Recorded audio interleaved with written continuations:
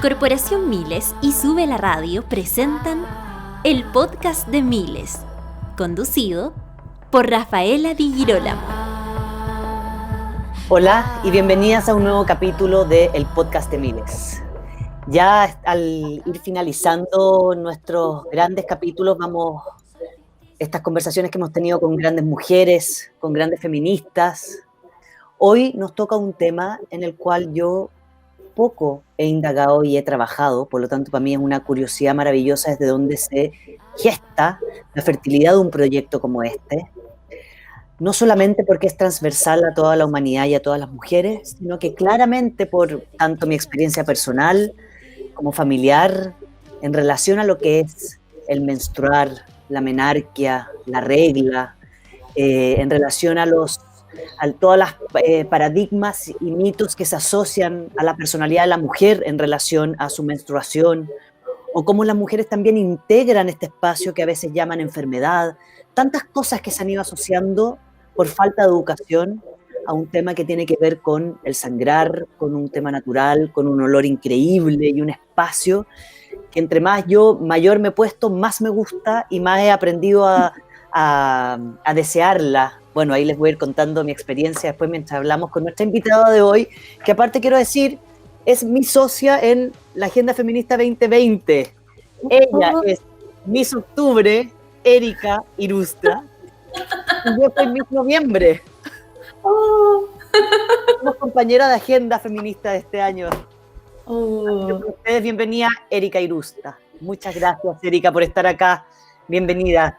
Wow, un placer, que siempre he tenido como este fetiche de aparecer en un calendario y no sabía que existía. ¿Cómo? No te puedo creer. ¡Qué increíble! Te voy a mandar una imagen, dice, jefa, madre fundadora y mujer orquesta en Soy Uno, Soy Cuatro. Erika, vamos a hacer tu introducción con esto. Venga, dale. Es casi la única conocida pedagoga de la menstruación en el mundo, miembro de la única sociedad de investigación que existe, la Society of Menstrual Cycle Research, ubicada en Estados Unidos. Actualmente más de 5.000 personas han acudido a sus enseñanzas sobre menstruación y cómo conocernos más. Trabaja por la reivindicación de la menstruación, ya que, como señala, la regla es un tabú porque la tienen los cuerpos que no dominan el mundo. Bienvenida, Erika. Un gusto grande. Bueno, te la vamos a tener que mandar entonces. Yo voy a llamar a la chiquilla de la Agenda Feminista y te voy a mandar esta foto por el mail para que la puedas tener. Qué maravilloso, Marina. Además, octubre, que es un mes al que tengo mucho cariño. La menstruación, junto a Erika Irusta. Cuéntame un poquito, a mí me gustaría saber, yo soy de la generación donde la menstruación, tengo 42 años, no solo no era un tabú, sino que a mí me tocó la experiencia de menstruar y no saber lo que me estaba pasando, esconder una mancha café por muchos días, con unos dolores terribles, recuerdo. Y recuerdo como una tía que me dijo, bueno, esto te va a pasar todos los meses, toma, aquí están las toallitas, tenés que cambiártelas.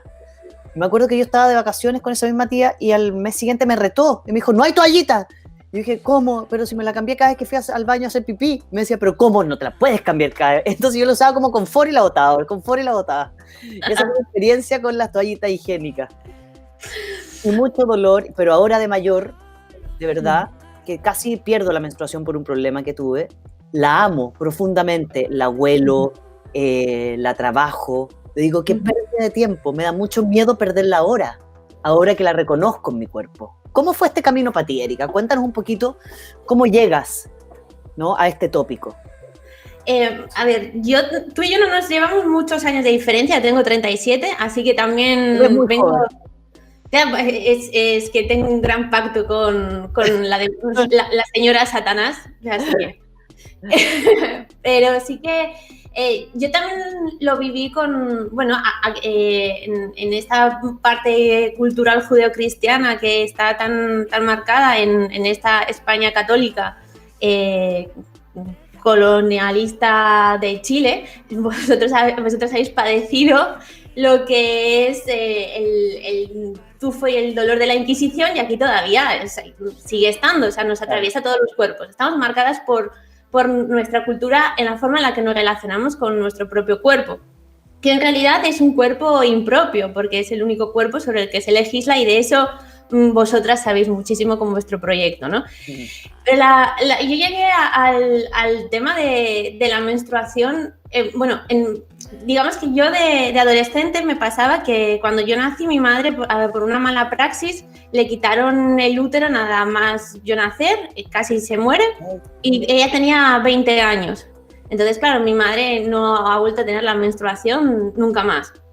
Yo de pequeña tenía una angustia vital porque pensaba que si a mi madre le habían quitado el útero, entonces también me lo habían quitado como a mí y que yo no podía menstruar. Entonces yo me acuerdo cuando tuve la regla por primera vez que fui muy feliz porque dije, ¡oh! Y a la vez me sentía muy culpable porque yo tenía algo que mi mamá no tenía, ¿no?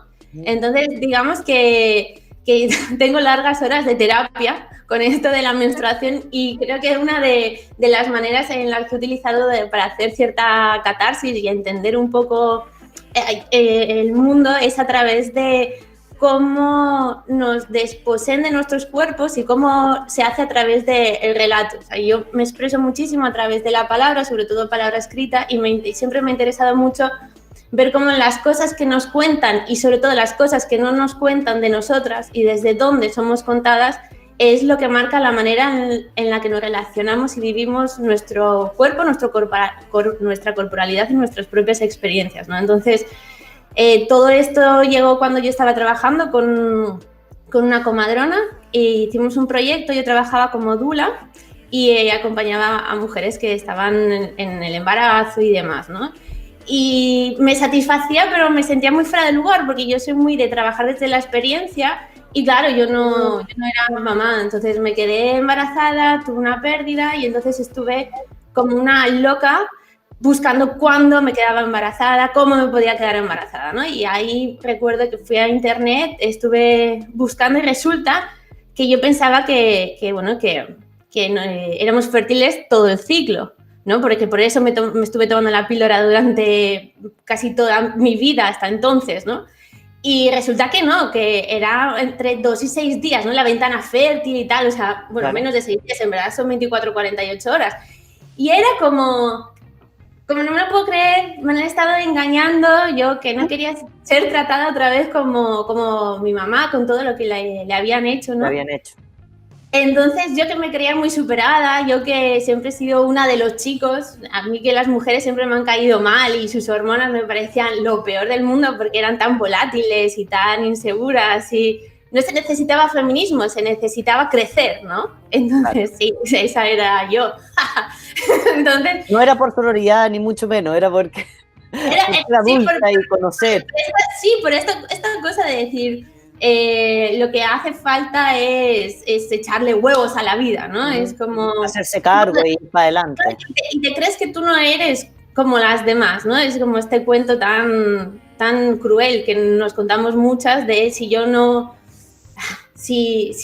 me asimilo así, entonces igual puedo llegar a ser como ellos, ¿no? Entonces la historia fue que me di cuenta que no, que me habían estado engañando como nos engañan a todas, que la relación con mi cuerpo era nefasta, que estaba agotada de tomar químicos sin saber lo que estaba haciendo en mi cuerpo y que yo no podía ser, junto con la mitad de la población, yo no podía ser la loca. O sea, que el problema no podía ser yo ni podíamos ser nosotros, en plan de la mitad de la población está fatal.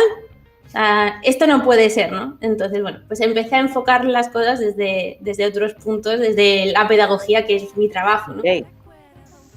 Entonces, es como un resumen de estos 10 años, pero así, más o menos.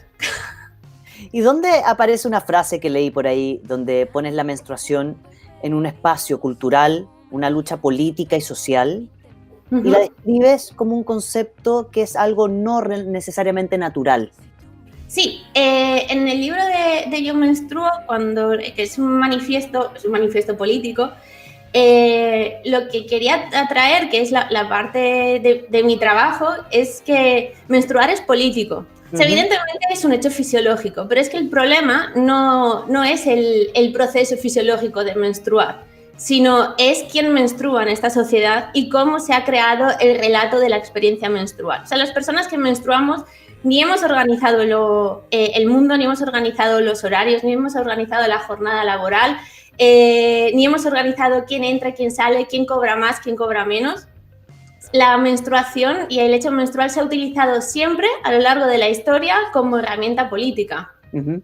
El que creamos que el problema es menstruar, que las personas que menstruan somos el problema porque nuestras hormonas son inestables, es una estrategia política. O sea, no, la menstruación es como otro proceso fisiológico, es que no debería ser ni fu ni fa, sino que cuanto mejor esté, cuanto mejor equilibrio haya, cuando pierdes la salud, como te pasó a ti, enseguida tienes como esta necesidad te das cuenta del valor de salud y vital, el signo vital que es la menstruación y todo el ciclo, pero eso es como, imagínate acatarrarte muchísimo, no poder respirar. Tú quieres volver a respirar. Respirar no es una cuestión política. Bueno, pues también podríamos hablar, y hay todo un camino feminista de cómo, por ejemplo, la respiración, quién tiene derecho al aire puro y quién no, y todas estas cosas. Con lo cual, todos los procesos por los que pasan los cuerpos menstruantes y los cuerpos vulnerables son cuestiones políticas. O sea, nuestra corporalidad no está alejada de la cultura y la política, sino que son los cuerpos que son y se entienden como se entienden por la cultura y la política, que es sumamente patriarcal.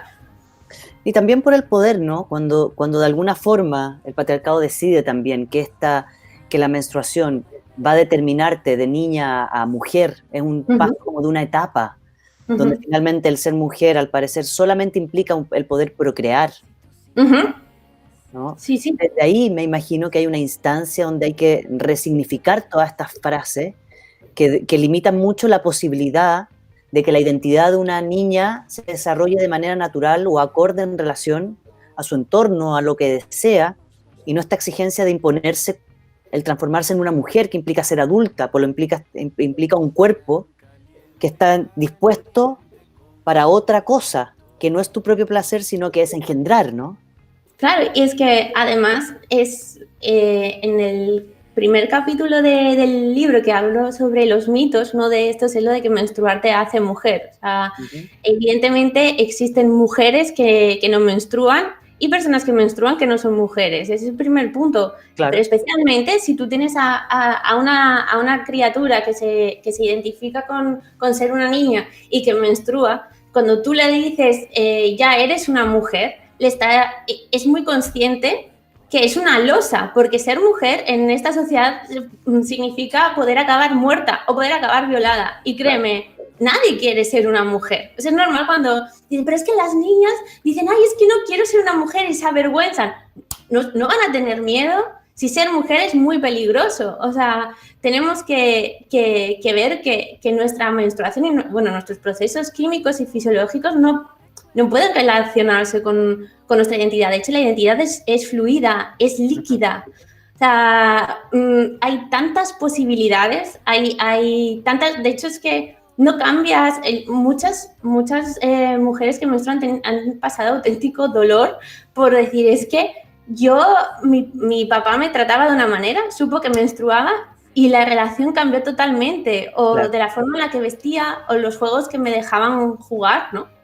Sí. Entonces, es como, y además la palabra siempre es esa de te tienes que alejar de los chicos. Luego también tiene esta cosa ya que automáticamente se relaciona con el sexo, con la heteronormatividad. El sexo heteronormativo, coital y peligroso y negativo. Evidentemente, ¿no? Y además con que tu cuerpo es una vasija, porque además la manera en la que luego te enseñan ya más de adulta es en plan de, bueno, apagamos las hormonas, tómate esto y las apagamos porque no te sirven para nada, ¿no? Porque o te reproduces o no. Cuando, por ejemplo, a un hombre cis nunca se le diría esto. O sea, no, en plan, tú dile que le apagamos la testosterona. Es como, ¿qué dices? Pero nosotras sí, ¿no? Pero más que nada es porque ser mujer está relacionado con ese concepto de reproductivo y esa visión reproductivista. O sea, eso es como lo que late de fondo, que nos cuesta tanto llegar a comprender, pero cuando ponemos el foco sobre que la menstruación es una creación cultural o el poder está en la cuestión política, entonces ya sabes por qué te chirrían las cosas, ya sabes por qué te miras y te habitas de esa manera tan extraña o tan ajena, ¿no? Oye, y Erika, ¿y qué estudios has logrado hacer tú con tu organización y con tu gente en relación a la menstruación? Porque siempre se asocia o a dolor o a esto hormonal de las mujeres, por lo tanto, si está con la regla quiere decir que va a ser irracional, Pues sí. ¿no? Que constantemente va a ser irracional, o hay una historia muy terrible en nuestro país con este presidente Piñera que tenemos de una chica que quedó embarazada después de una violación, ella tenía 13 años, y él la va a ver, ella estaba con una muñeca jugando y dice, yo le vi en sus ojos que ya era una mujer. Como este espacio donde finalmente el asociar todo a la procreación de la mujer solo nos hace objetos de poder, de un poder externo que nos quiere apropiar. Entonces, ¿qué estudios has hecho tú o qué has logrado ver en relación a cómo, ¿no?, las mujeres se acercan a ti, qué cambios de paradigmas logras generar en relación a ver la menstruación como algo rico, saludable, no sé, erótico, como absolutamente un espacio fluido, como dices tú ahora? Yo me levanto y ahora con la copita que existe me fascina porque me levanto y siento ahora cómo cae, ¿no? Sí. Cómo cae la menstruación, el color que tiene, la sensación. Recuerdo los coágulos que antes me molestaban cuando chica, como, oh, salió un coágulo, y ahora digo, oh, qué rico, tengo coágulos aún. ¿Qué estudios has hecho con las distintas edades? ¿Cómo has trabajado con niñas, con mujeres adultas? Cuéntanos un poquito las distintas visiones las cuales tú has podido reconocer. Vale, mi proyecto cuando comenzó hace 10 años, lo primero que hice fue enfocarlo a niñas y adolescentes, ¿no? Entonces, yo con toda la alegría del mundo creé así como un taller para que viniesen desde los 11 años aproximadamente a los 13 años a hablar de su menstruación, y no fue nadie, o sea, mi primer taller fue un fracaso, ¿no? Entonces, ¿Eso qué año fue, Erika? Ese fue en el 2010. Perfecto. En mayo de 2010. Yeah. Y entonces, justo yo vivía entonces en Barcelona, había una mujer bueno, amiga de una amiga mía que vivía en Australia y llevaba ya 23 años ahí trabajando en torno a menstruación de niñas y tal. Y pude quedar con ella y me dijo, pero ¿en qué cabeza entra que alguien con esa edad vaya a hablar de su menstruación cuando es algo bochornoso? O sea, fue como... ¡oh! Entonces, yo decidí desarrollar todo mi plan pedagógico para las adultas, porque al fin y al cabo somos nosotras las que transmitimos con nuestra actitud en lugar de con el discurso. Entonces, la manera en la que nos relacionamos, no solo con utilizar herramientas como la copa menstrual, que a mí literalmente me cambió la vida, yo la empecé a utilizar en 2008 y fue como... madre mía, o sea, es que ni huele, ni es asquerosa, o sea, es como todo el relato que nos habían hecho y nos habíamos creído, o sea, es que lo podías tocar con tus manos, ¿no? Y ver que es bien diferente. Entonces, bueno, empecé a trabajar con adultas y mi trabajo fundamentalmente ha sido con adultas. En algún momento sí que he participado en colegios y siempre con madres o tutoras y niñas. Pero sí que una de las cosas con las que, a lo que me dedico especialmente es a poder crear herramientas y espacios donde podamos alcanzar como una autodeterminación en relación a nuestros cuerpos, ¿no?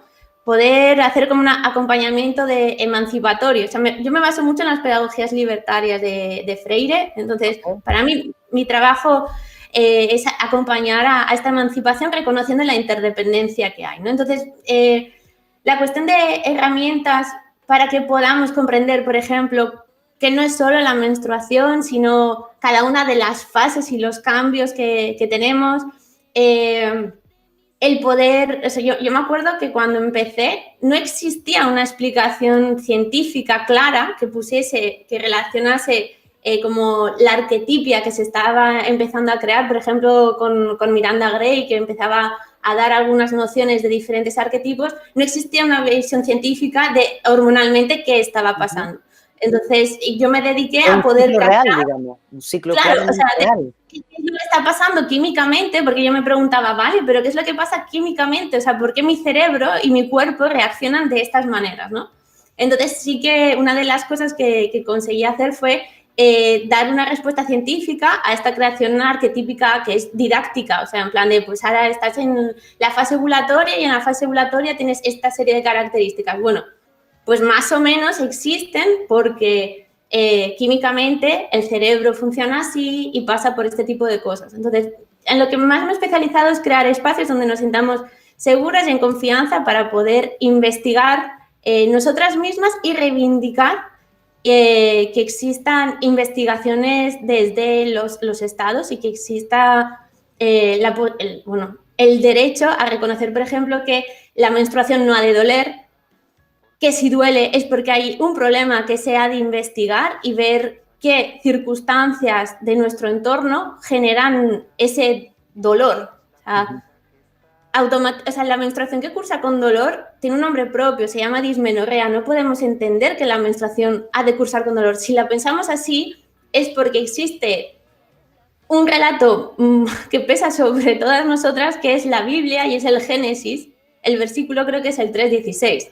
Okay. Entonces, que es el de parirás con dolor y todas las estas de tu cuerpo, no sé qué, no sé cuántos, tu marido y tu deseo le pertenecerá a tu esposo, bla, bla, bla, bla. Entonces, es un libro, la Biblia, con todos los respetos por las personas creyentes, pero para mí se me antoja un maravilloso texto de ficción y todos son ficciones, ¿no? Una gran novela, digo yo. La Biblia es una gran novela. Es una gran novela y es una gran novela en la que nuestros cuerpos han sido totalmente subyugados. De hecho, la manera en la que nosotras nos relacionamos con nuestro cuerpo está mediada por la Biblia, por el peso judeocristiano. Sí. Así que una de las cosas para mí importantes de mi trabajo, lo que trato de movilizar es poder dotar de herramientas para que cada una podamos sentirnos seguras en que nosotras no somos el problema. O sea, sí, para mí eso es decir, Erika, que lo que más has visto en tu trabajo es niñas o mujeres sentir que finalmente la menstruación, la regla, pasa a ser un problema que llevo. Sí, claro, es que claro, es la manera en la que yo me vivo. Es el problema, o sea, el problema es esta sociedad, o sea, la menstruación no es el problema, o sea, no puede ser. Además, cuando hablamos de lo irracionales o lo volátiles, a mí me hace mucha gracia porque pienso, pero ¿has visto tú, señor, cómo estáis llevando el mundo desde hace siglos, lo bien que lo estáis haciendo? O sea, que además que se pensarán, porque además cuando tú hablas de hormonas, automáticamente piensas en una mujer, pero es que todo el mundo está gobernado por los flujos químicos de las hormonas. Uh-huh. Es que no hay nadie que sea libre de eso, porque somos animales. La palabra hormona va asociada a la mujer. Claro, yo te digo hormonas, ¿y en qué piensas? Es que no vas a pensar. Claro. Y piensas en un espacio hormonal, que aparte de un desajuste hormonal, o tienes un problema hormonal, o pasa algo hormonal, y claro, en ese espacio los hombres no tendrían hormonas, entonces. No, porque además ellos están asimilados y asemejados a Dios, claro. ¿No? Entonces nosotros somos materia, entonces por eso es el cuerpo que falla. En el libro de Yo Menstruo, la agente de Gloria Steinem nos dio el permiso para poder publicar su artículo de 1978, que If Men Could Menstruate, que es si los hombres menstruasen. Y claro, es increíble porque aquí en España cuando se empezó a leer fue como ¡wow! ¡Qué visionaria! De 1978 ya nos está hablando esta mujer que la menstruación es una cuestión cultural y política. Porque si los hombres cis menstruasen, ¡wow! O sea, claro, sería todo maravilloso. O sea, habría instituciones, no dolería, porque lo investigarían y en absoluto. O sea, sería una cosa que además ella, por ejemplo, dice, en la guerra ellos estarían dando doblemente sangre, ¿no? Sería como más todavía. Sería algo noble. Y entonces nosotros estaríamos fatal y marginadas porque somos esos animales que no menstruan, que no tienen esa conexión con Dios. De hecho, si los hombres menstruasen, es porque Dios menstrua. Uh-huh. Esa es la cosa. Porque el hombre cis está hecho a imagen y semejanza de Dios, ¿no? Esa visión es muy impresionante. La que hiciste, ¿no? Recuerdo, me vino una anécdota a la mente la primera vez que usé yo la copita. me costó mucho sacármela y por supuesto que yo me mandé un Jackson Pollock inmediatamente, como la saqué, la tironeé, ¡fua! Y fue como mi gran eyaculación en todas partes, ¿no? Ahí estaba la sangre desplegada en todas partes y en el fondo para mí fue un espacio como de fertilidad, como de poder como profundizar en un espacio donde había que trabajar esta menstruación y ahí es donde decidí olerla, botarla, pintar con ella y entrar en esa regla que es tan particular y tan propia de mi cuerpo, es tan única y me hace única como mujer. Entonces, ¿cómo también instalar un discurso donde lo único en la mujer, tanto como nuestra forma del clítoris, ¿no? Este órgano de placer, estas contracciones que nos genera el útero, como, todo esto nos hace tan únicas y tan extremadamente sensoriales y tan extremadamente sensuales en relación a todos los sentidos que podemos activar desde el placer? Entonces, cuando tú instalas un discurso desde el placer, ¿cuál sería como el mensaje que le mandarías a las chicas que no quieren menstruar o quieren que les llegue tarde porque es un conflicto, porque es un problema? Claro. O a las madres o tías o hermanas que están educando también a mujeres más jóvenes, como, ¿cuál es el mensaje o cuál es el discurso para poder enfatizar en que la menstruación es algo muy rico y placentero y que hay que disfrutarlo porque tampoco es eterno? Tiene un tiempo. No, primero lo que diría es que entiendo perfectamente que no quieran que llegue, porque el mundo no está organizado para poder disfrutarnos ni entendernos. Entonces es normal que al principio tengamos ese miedo. Un poco de rechazo a esto. Porque es complicado. O sea, de hecho, menstruar en esta sociedad es hartamente complicado y nosotras lo sabemos. Fácil no es, ¿no? Pero a la vez, por un lado, es síntoma de salud y de salud física y en especial de salud mental. O sea, la química, o sea, si menstruamos es porque ovulamos y la química que genera el ciclo ovulatorio en nuestro cuerpo es fundamental para nuestra salud integral, para todo, o sea, desde prevención de diferentes tipos de cáncer, de diferentes enfermedades mentales. O sea, es que no es prescindible. O sea, que tengamos miedo a menstruar porque nos pueda doler. Si duele, necesitamos investigar qué está pasando y los estados se tienen que hacer responsables de investigar qué es lo que está pasando, un montón de contaminación. La pobreza duele y la pobreza hace que nos duela muchísimo menstruar. Tenemos que ver cuestiones de racialización, de género. Por eso yo reivindico tanto la parte del activismo menstrual, ¿no?